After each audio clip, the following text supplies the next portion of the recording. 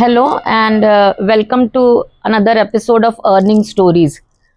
तो हर इंसान का एक सपना होता है कि मैं एक घर बनाऊं। यस उसके लिए किसी के लिए आसान होता है, किसी के लिए बहुत मुश्किल।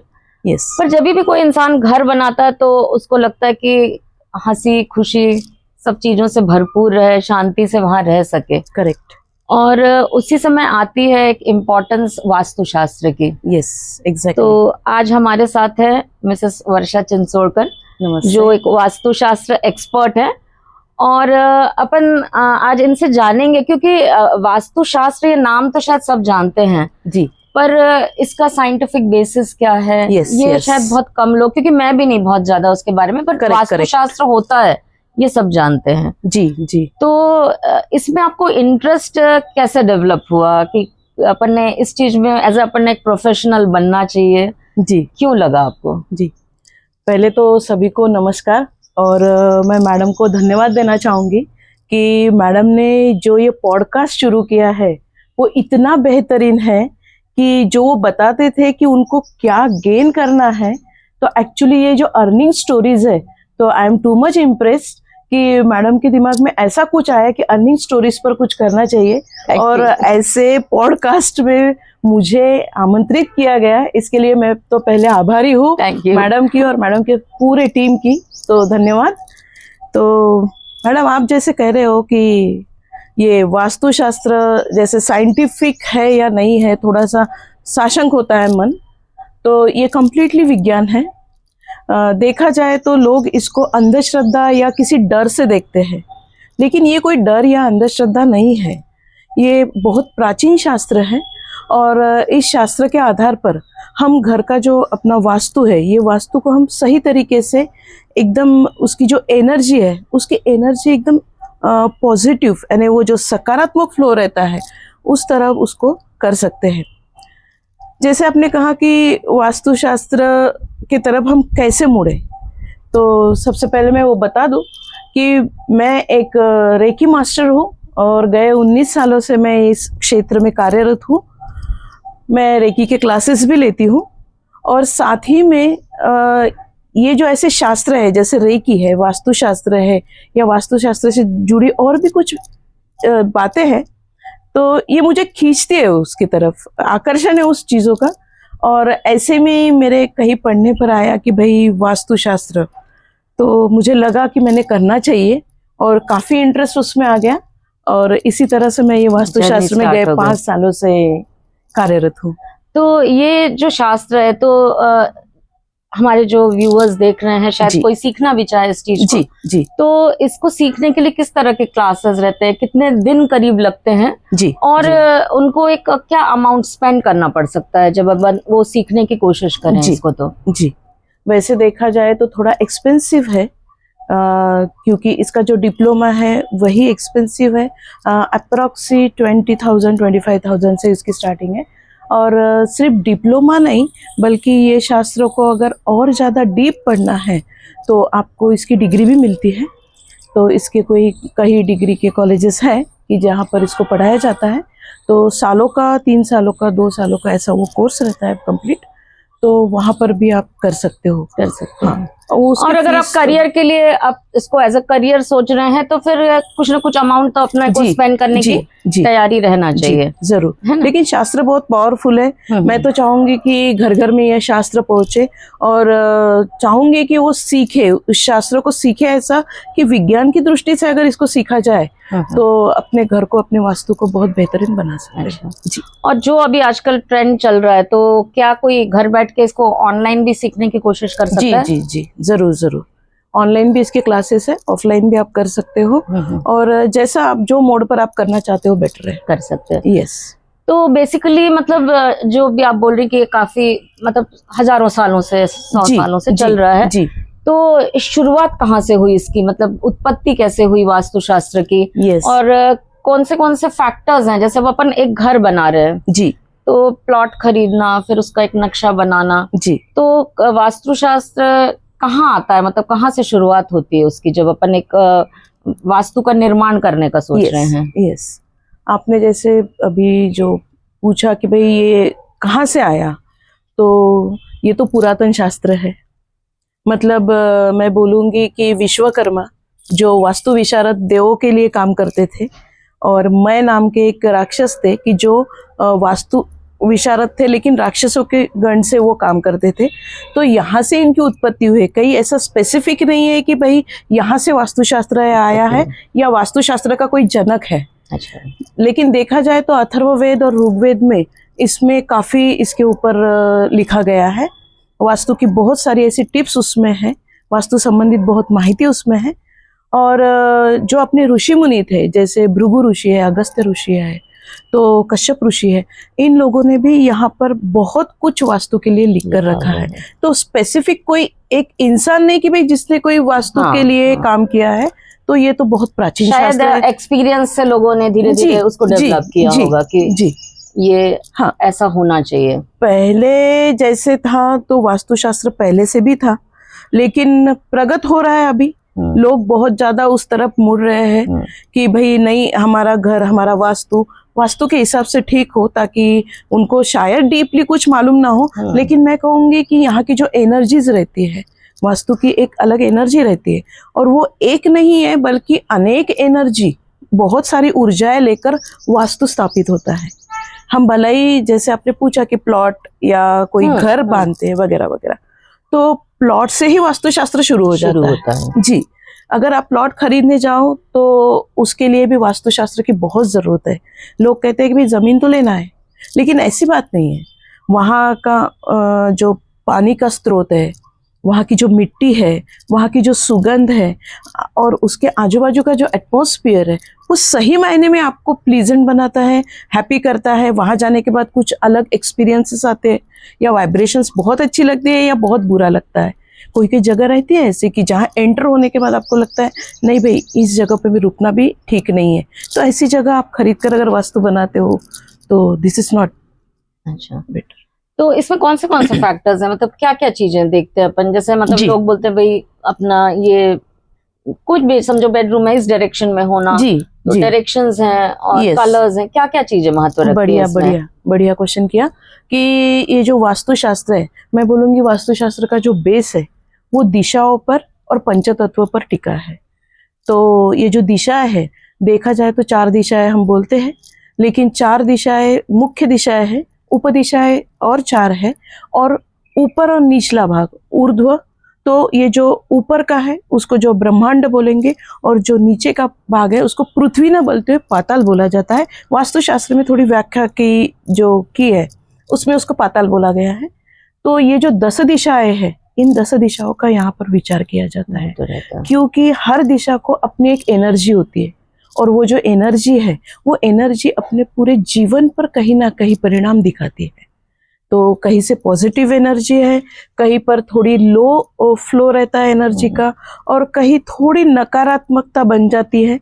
तो हमने अगर, जैसे आपने पूछा कि भाई बेडरूम किस दिशा में या ये इस दिशा में, मैं बोलूँगी कि अगर जो जिसके नाम पर घर है, ये भी मायने रखता है। अच्छा। कि जो प्लॉट ले रहा है तो वो किसके नाम पर है, और उसके नाम पर अगर है तो उस हिसाब से अगर देखा जाए तो पश्चिम दिशा में आपका बेडरूम होना ज़्यादा बेटर है। फिर भी पूरब की तरफ हो, नो प्रॉब्लम। बच्चों की अगर बेडरूम देखी जाए तो पूरब की तरफ ज़्यादा बेटर रहती है, और जो करने वाला पुरुष है, जो मेन है घर में, उसकी पश्चिम दिशा में रही तो ज़्यादा बेटर है, क्योंकि दिशाओं का जो परिणाम है वो बहुत ज़्यादा इफेक्ट करता है अपने ये दैनंदिन जीवन पर। तो जैसे अभी हमने डायरेक्शंस की बात की जी, तो वैसे ही कलर्स का क्या महत्व है वास्तुशास्त्र में? जी बढ़िया। मैं बोलूँगी कि अगर कलर्स नहीं रहे जिंदगी में तो इंसान फ्रस्ट्रेट हो जाएगा, क्योंकि हम दैनंदिन जीवन जो जीते हैं तो उसमें अगर देखा जाए तो अगर सफ़ेद रहा या कोई एक ही रंग पूरे सृष्टि में रहा तो आप जी नहीं पाते। आपको कुछ तो भी चेंजिंग चाहिए, कुछ तो भी ऐसे चेंज चाहिए कि भाई कोई ग्रीन है, कोई रेड है, कोई येलो है। तो ऐसे कलर्स जो है ये आपके जीवन पर बहुत ज़्यादा परिणाम करते हैं।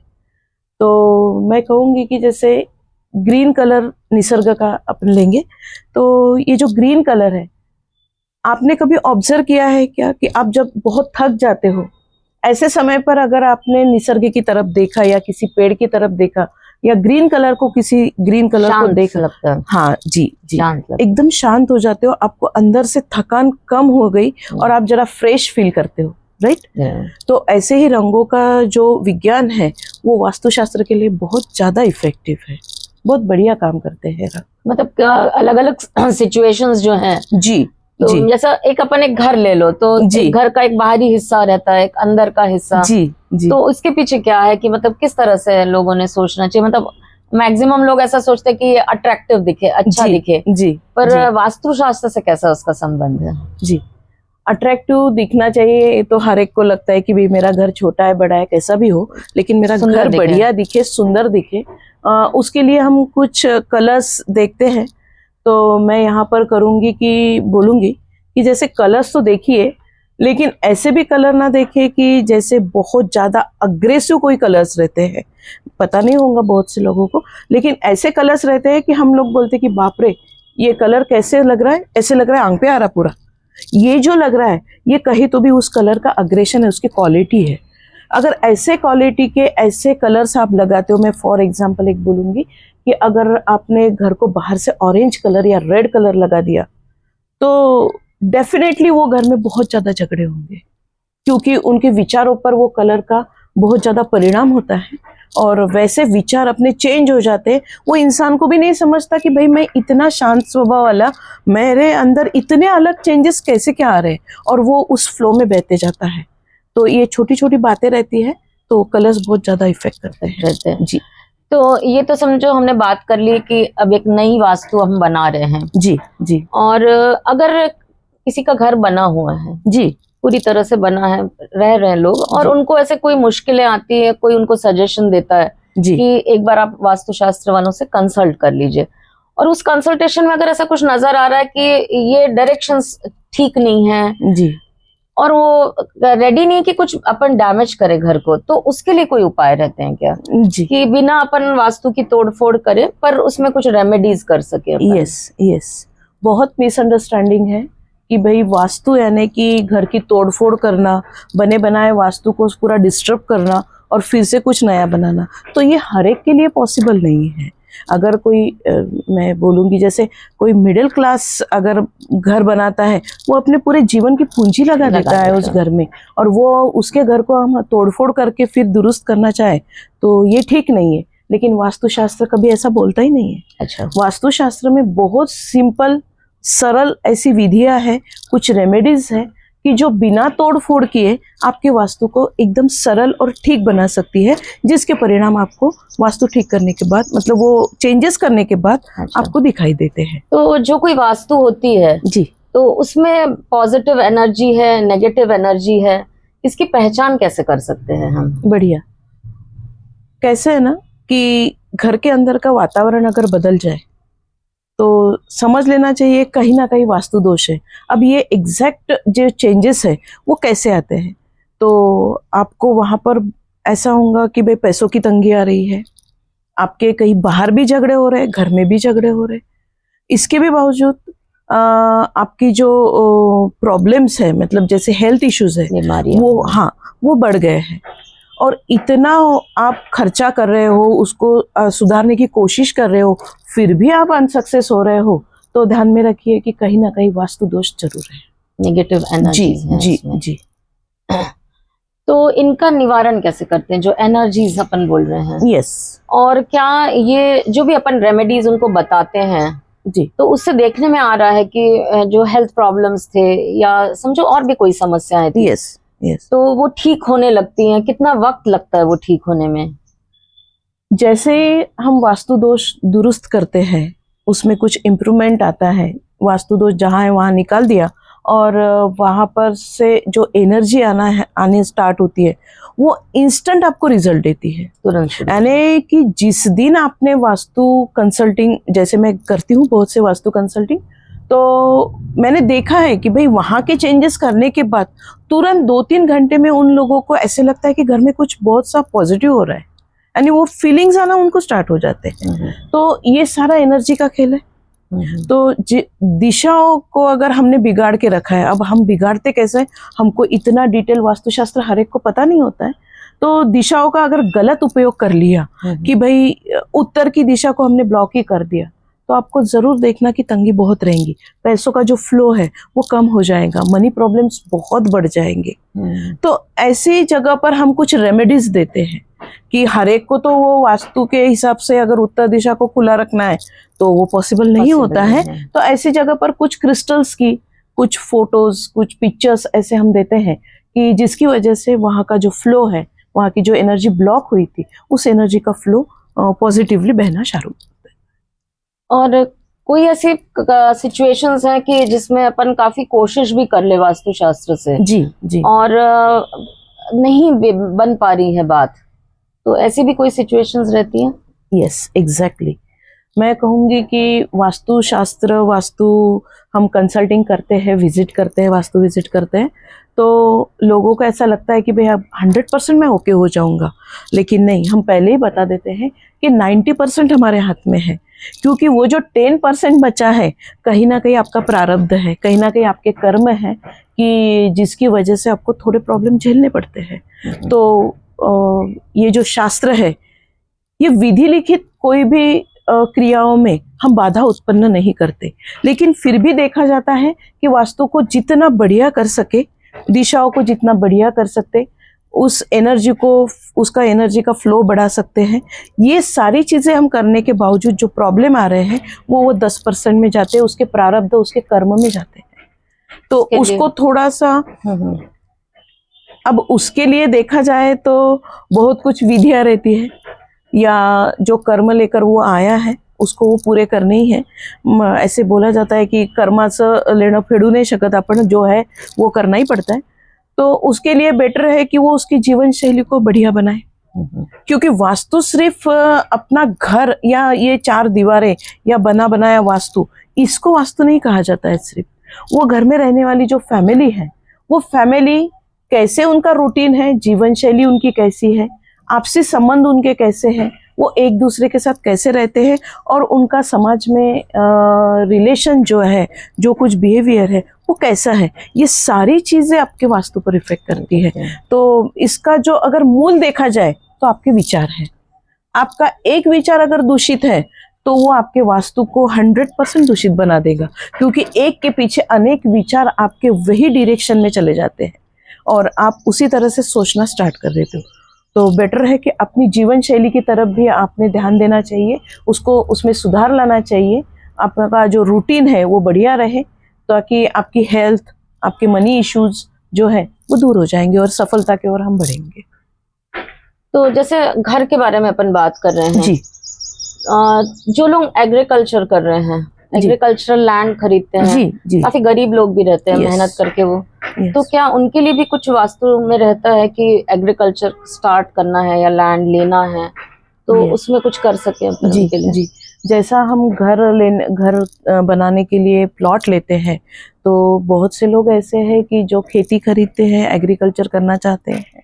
तो ऐसी जगह पर हम देखते हैं कि भाई उस जगह की मिट्टी कैसी है, उसका स्लोप कौन सी तरफ है, मतलब कौन सी दिशा की तरफ है, क्योंकि आपका स्लोप जिस तरफ है वो भी परिणाम बहुत करता है कि भाई आपके पास पैसा रुकने वाला है या बह जाने वाला है, तो वो स्लोप के ऊपर भी डिपेंड करता है।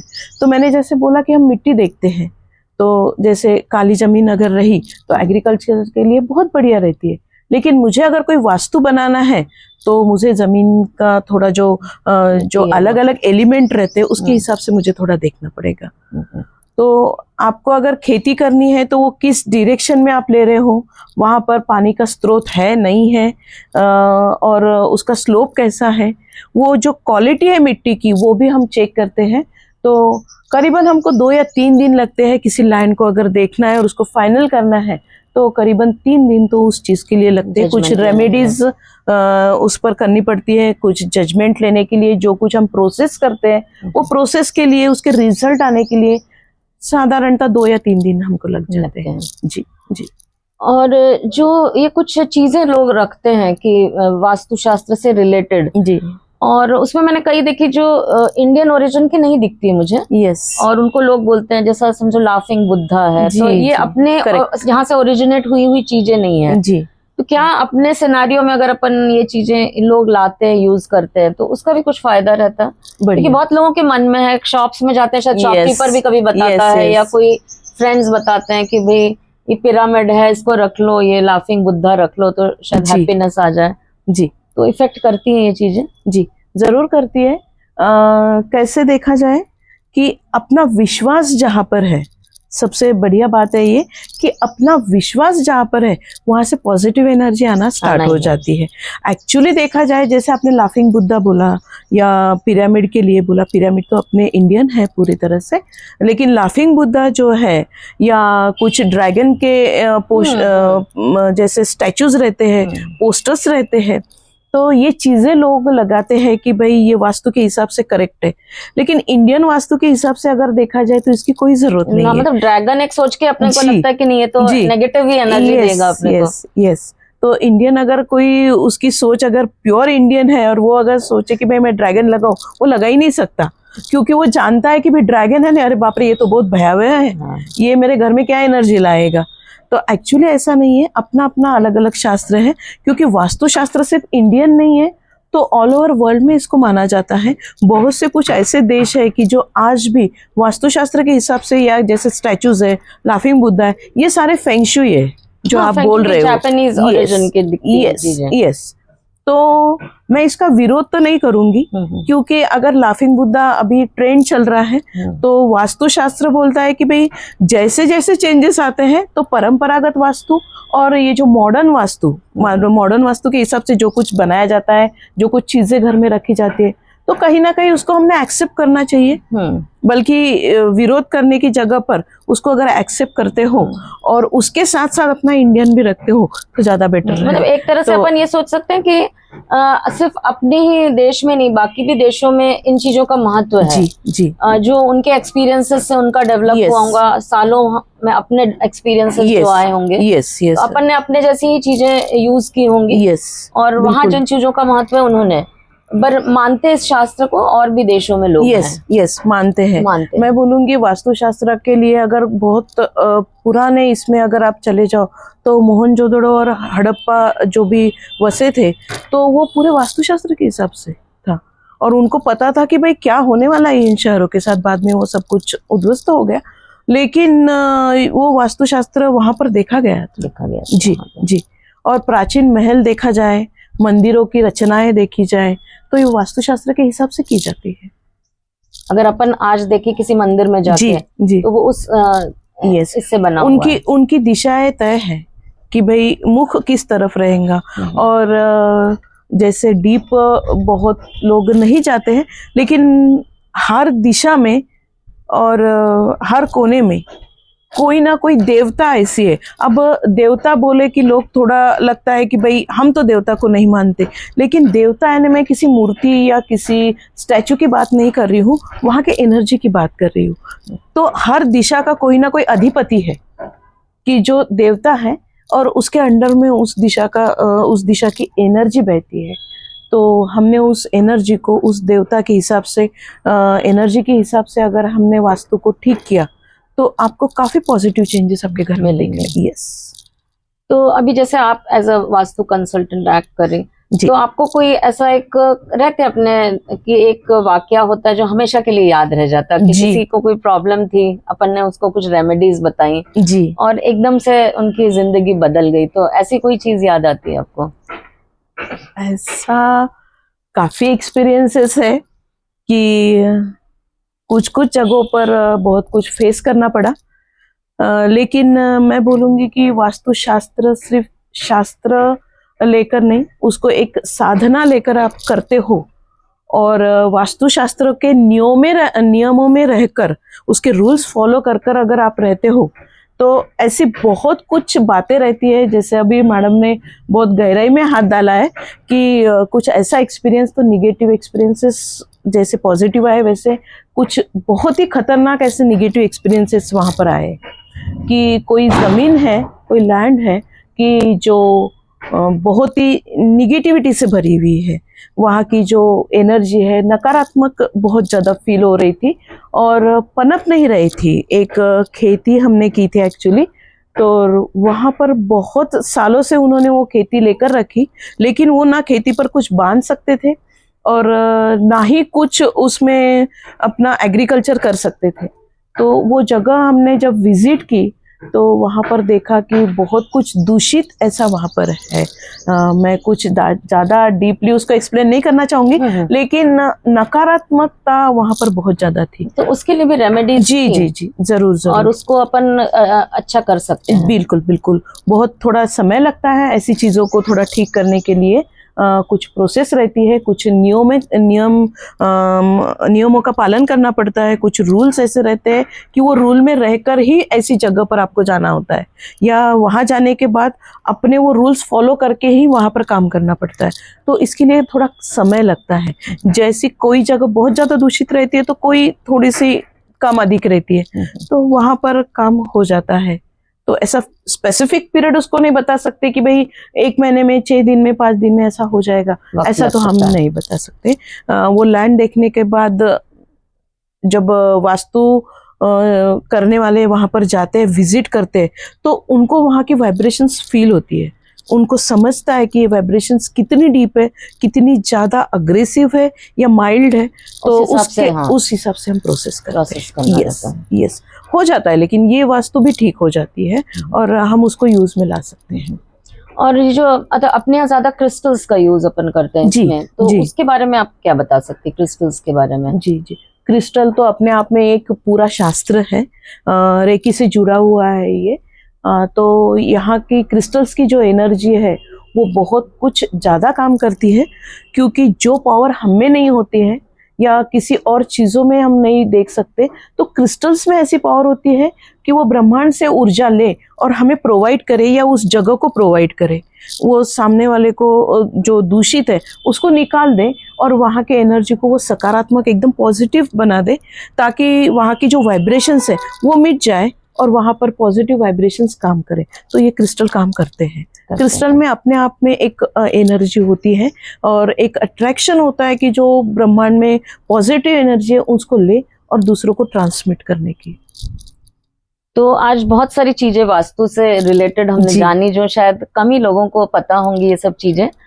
तो जो हमारे दर्शक देख रहे हैं, अगर इसमें से कोई ये शास्त्र या तो सीखना चाहता है या जिसे आता है वो एज ए प्रोफेशन उसको अपनाना चाहता है, बिल्कुल, तो क्या एडवाइस देंगे आप उनको? और एक और मुझे पूछना था कि ये जो आप लोग कंसल्टेशन करें, अब नेचुरली हमने ये अर्निंग स्टोरीज में डाल रहे हैं, तो कैसा एक सेटिस्फेक्शन है अपना, एक तो इकोनॉमिक सेटिस्फेक्शन और एक मेंटल सेटिस्फेक्शन इस प्रोफेशन को करते हुए? यस यस, बिल्कुल है। अगर कोई इंटरेस्टेड है ऐसे इसमें, तो मैं कहूँगी कि थोड़ी जांच कर लें। और वास्तुशास्त्र आप कहीं से भी सीख सकते हो, सभी जगह पर सेम ही सिखाया जाता है। लेकिन मैं कहूँगी कि ये सिर्फ सीखने की बात नहीं है, कि जैसे पुस्तकी ज्ञान, मैं इसको नहीं बोलूँगी कि आपने कोई सिलेबस कंप्लीट कर लिया वास्तु का और आप वास्तु विशेषज्ञ हो गए, ऐसा नहीं होता। वहाँ पर कुछ साधनाएं होती है, कुछ ऐसी मेहनत लेनी पड़ती है कि जिसकी वजह से आपको वो वास्तु के साथ बात करने की भी ताकत आ जाए, समझ में आए जी आपको। जी, क्योंकि ऐसा नहीं है कि जैसे हम आपसे बात कर रहे हैं तो किसी वास्तु विजिट के लिए हम जाते हैं, तो वास्तु को जब हम ऑब्जर्व करते हैं तो एक्चुअली वो वास्तु के साथ आप बात करते हो। वो वास्तु आपको बताता है कि भाई मुझे यहाँ प्रॉब्लम जा रही है, क्योंकि जैसा हमारा शरीर है, हमारा शरीर जैसे पंचतत्व से बना है, वैसा ये जो वास्तु है ये पंचतत्व पंचमहाभूतों से बना हुआ है।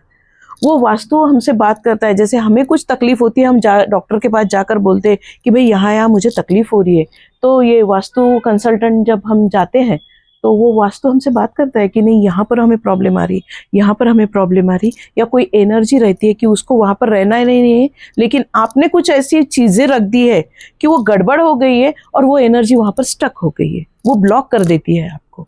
तो मैं कहूँगी कि सिर्फ पुस्तकी ज्ञान का ये विषय नहीं है, भी है इसके साथ साथ साधना भी गहरी है, तो वो जरूर करें। अगर सही में आपको वास्तु में इंटरेस्ट है तो वो एक शास्त्र करके पढ़े, लेकिन उसको साधना के स्तर पर भी अभ्यास करना चाहिए, उसका अध्ययन होना चाहिए। एक प्रश्न मेरा रह गया पूछने का कि पिछली बार मैंने एक लड़की का इंटरव्यू किया था जी, तो उसको वास्तु से संबंध बहुत ज्ञान नहीं था, बट उसको जी। लोग बताते थे जी। और उस हिसाब से वो वास्तु से सम्मिलित पेंटिंग्स करके वो सेल कर रही थी। यस। तो उसके बारे में कुछ आप बता सकेंगे, क्योंकि उसने ऐसा बताया कि भाई मुझे लोग बताते हैं कि मुझे ये इस चीज की पेंटिंग, कोई सूर्य देवता की होना, कोई रनिंग हॉर्सेस, ऐसा कुछ एक पेंटिंग थी, जी। तो वो मैं बना के लोगों को देती हूँ। तो Correct. उसके पीछे क्या शास्त्र रहता है पेंटिंग्स के पीछे? करेक्ट। अभी हमने अभी देखा कि भाई प्लॉट अगर लेकर हम वास्तु निर्माण करते हैं तो बात अलग है, क्योंकि हम स्टार्टिंग से फिर वास्तु के हिसाब से कर रहे हैं। लेकिन बने बनाया अगर घर है और उसमें अगर कुछ प्रॉब्लम्स हैं, मोस्टली ये प्रॉब्लम जो जाता है अपार्टमेंट्स में जाता है, बिल्डिंग्स अगर है तो वहाँ पर दिशाओं का बहुत ज़्यादा विचार नहीं कर सकते, फिर भी आजकल देखा जाता है, लेकिन बहुत ज़्यादा विचार नहीं किया जा सकता। तो मैं कहूँगी कि अगर पूरब की तरफ की आपकी अगर दीवार पूरी तरह से पैक है, पूरा बंद है, वहाँ पर कोई वेंटिलेशन नहीं है या कोई दरवाज़ा नहीं है, तो मैं कहूँगी उस दिशा से आने वाली जो एनर्जी है वो तो ब्लॉक हो गई। तो उस एनर्जी के ब्लॉक को खोलने के लिए हम दीवार तो नहीं गिरा सकते, वो दूसरों के घर में जाकर गिर जाएंगी, ऐसा हो सकता है। तो ऐसी जगह पर कुछ ऐसी ठराविक पेंटिंग्स है कि जो पेंटिंग्स हम लगाते हैं, वहाँ पर सूरज की पेंटिंग लगाई जाती है, या और बहुत सारी चीज़ें हैं कि वहाँ पर कुछ यंत्र लगाए जाते हैं, वहाँ पर कुछ क्रिस्टल्स प्लेस किए जाते हैं, जिसकी वजह से वहाँ पर जो ब्लॉक हुआ था तो वो एनर्जी खुल जाती है। आपको लगता होगा कि भाई सिर्फ पेंटिंग लगाने से या क्रिस्टल प्लेस करने से ऐसे कैसे वो दीवार के ये एनर्जी ब्लॉक जो हुआ था वो टूट जाएगा। तो ये जो पेंटिंग्स है इसमें भी कुछ वाइब्रेशंस है, उसमें भी कुछ तत्व है। ये जो क्रिस्टल्स है, क्रिस्टल में अपनी एक एनर्जी है और क्रिस्टल के लिए ये दीवार या कोई भी चीज़ कोई बाधा नहीं बनती। उनमें वो ताकत होती है कि दीवार के पीछे का हो या और भी कुछ ऑब्स्टेकल्स हो, उनको पार करके भी वो एनर्जी को अपनी तरफ अट्रैक्ट कर सकते हैं और अपने को प्रोवाइड कर सकते हैं। तो ये ऐसी रेमेडीज काफ़ी रहती है, हर दिशाओं के लिए अलग रहती है। और एक प्रश्न था मेरा कि जैसे अब मुंबई में अपन देख रहे हैं कि स्पेस की बहुत कमी है वहाँ पे, तो बड़े परिवार भी रहते हैं, तो कई बार एक कमरा है उसमें ही रहना पड़ रहा है जी, तो उसमें वास्तुशास्त्र का रोल कैसे आता है कि भाई बहुत ही लिमिटेड जगह है जहाँ बहुत अपन कुछ अपने मन से कर नहीं पा रहे हैं वहाँ पे, तो उसमें कैसे एडजस्टमेंट्स करते हैं? बहुत से लोगों को ऐसा लगता है कि भाई हम तो एक ही रूम में रह रहे हैं और यहाँ से हम वास्तुशास्त्र को कैसे देखें। मैं कहूँगी कि अगर रूम है तो उसको 4 तो दीवार जरूर है, वो 4 दीवार के हिसाब से अगर अपनी दिशाओं को देखा, दिशाओं के बाद भी जो चेंजेस दिशा के हिसाब से करना है वो हम कर सकते हैं, क्योंकि वो 1 रूम यानी आपका पूरा वास्तु हो गया, तो वो पूरे वास्तु का हम दिशाओं की एनर्जी को ठीक कर सकते हैं। वैसे ही 5 एलिमेंट्स जो है, जैसे पृथ्वी तेज, पृथ्वी है, जल है, अग्नि है, वायु है और आकाश है, ये 5 तत्वों को अगर हमने बैलेंस किया वो एक ही रूम में, तो आपका वो जो एक रूम है वो आपका पूरा वास्तु बहुत सही तरीके से आपको अच्छे परिणाम देगा। तो ये 5 तत्वों का वहाँ बैलेंस किया जाता है। जैसे मैंने अभी बताया कि अपना जो शरीर है वो 5 तत्वों से, 5 महाभूतों से बना हुआ है। त्रिदोष हमारे अंदर है, ये 5 महाभूत अगर बिगड़ जाए, कहीं इम्बैलेंस हो जाए तो अपने त्रिदोष भी बिगड़ जाते हैं और अपना पूरा शरीर बिगड़ जाता है। अपना वास्तु सेम है, जहाँ आप रहते हो वो वास्तु भी वैसे ही है। तो वहाँ पर अगर 5 महाभूतों का अगर बैलेंस किया गया तो आपको जो परिणाम चाहिए, जो सक्सेस चाहिए, वो आपको जरूर मिलता है। मतलब वास्तु बड़ी रहे छोटी रहे, वास्तुशास्त्र का सेम ही रोल उसमें बिल्कुल बिल्कुल कोई मायने नहीं रखता कि भाई बेंगलोर है या उसका फ्लैट है कि 1 रूम है या 1 रूम किचन फ्लैट है, कोई मायने नहीं रखता। आप जहाँ रहते हो, जितनी जगह पर रहते हो, वो आपका वास्तु है। उसके हिसाब से उसको एलिमेंट और उनकी दिशाओं को अगर हमने थोड़ा ठीक कर दिया या कोई चीजें वहां पर प्लेस कर दी, कुछ रख दिया, तो आपका वास्तु बढ़िया बन जाता है। तो आज काफी डिटेल में अपन ने बात की, थैंक यू सो मच। और इनका नंबर भी हम पिन करेंगे, तो कोई किसी को अगर कुछ प्रॉब्लम है या सीखना है ये चीज या कुछ वास्तु से रिलेटेड कोई प्रॉब्लम्स है तो जरूर इन लोग फायदा लेंगे। और thank you so much for watching. और जरूर जिनको इस चीज में इंटरेस्ट है वो सीखें इसको और एज अ प्रोफेशन अपनाएं और अर्न करें। मैं थोड़ा बताना चाहूंगी यहाँ पर कि मैं वास्तु सिर्फ मेरे शहर तक के सीमित नहीं रखती हूँ, मैं ऑल ओवर इंडिया में जाती हूँ, ऐसा कुछ नहीं है।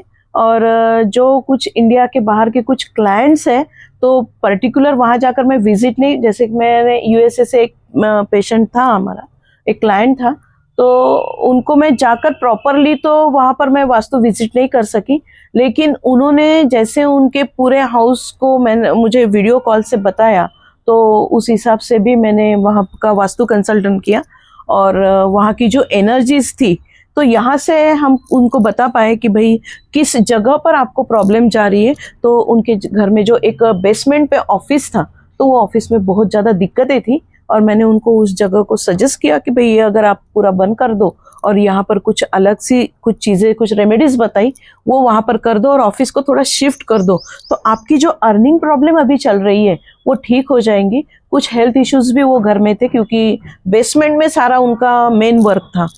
तो एक यूएसए का भी अपना एक क्लाइंट थे, तो उनका अभी बढ़िया चल रहा है और वास्तु काफी ठीक हो गया है। मतलब सिर्फ आपका जो प्रोफेशन है आप अपने शहर तक ही नहीं लिमिट कर सकते? बिल्कुल नहीं, बिल्कुल उसको नहीं। अपन धीरे धीरे जैसे लोगों को समझे कि भाई ये जो बता रहे हैं इफेक्टिव है जी, तो उसको हम बढ़ा सकते हैं जी। तो जरूर इस पॉडकास्ट का फायदा लीजिए, जिनको सच में इंटरेस्ट है वो इस क्षेत्र में आगे जाएं। Thank you so much. Thank you so much.